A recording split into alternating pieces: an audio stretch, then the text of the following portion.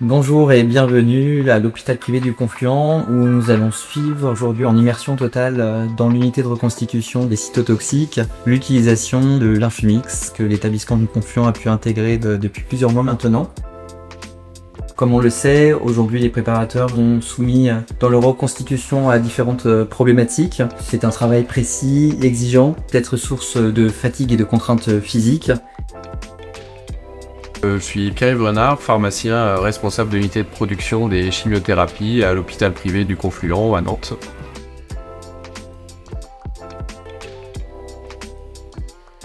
La principale difficulté, c'est la contrainte un peu physique du remplissage dans les diffuseurs et donc derrière l'émergence potentielle de troubles musculo-squelettiques.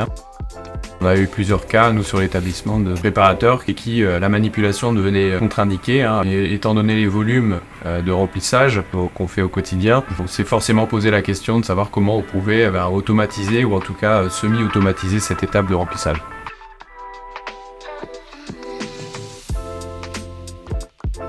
Tout ce qui est solution un peu plus dense avec des fortes densités, produits huileux comme le paclitaxel ou des gros volumes à prélever, à tirer et à pousser. En fait, ça a reçu un très bon accueil de toute l'équipe et on a essayé d'adapter notre process, d'intégrer dedans aussi l'automatisation d'autres préparations.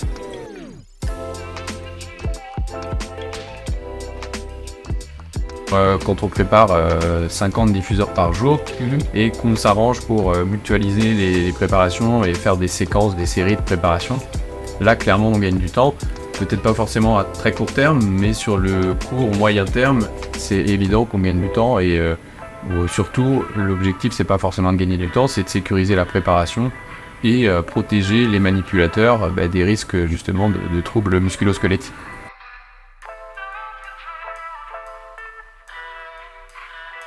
On forme beaucoup de personnes, il y a beaucoup de turnover et il arrive qu'on montre dans le cadre de la formation le remplissage d'un diffuseur sans cette aide.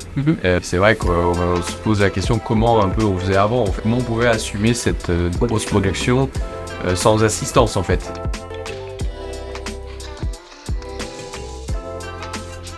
L'avantage, c'est que la courbe d'apprentissage est très rapide, c'est très intuitif, très instinctif. Très rapidement, on se sent en sécurité avec les systèmes clos, les CSTD, parce que c'est quand même des vitesses d'injection qui sont très rapides. Et là où on peut avoir une appréhension en se disant mais on va pousser vraiment très fort, le risque c'est une déconnexion ou quelque chose, avec une exposition plus rapide de l'environnement de travail. Et au contraire, c'est très intuitif, ça prend pas énormément de place. Ça vient naturellement en fait dans la préparation et dans le geste de préparation.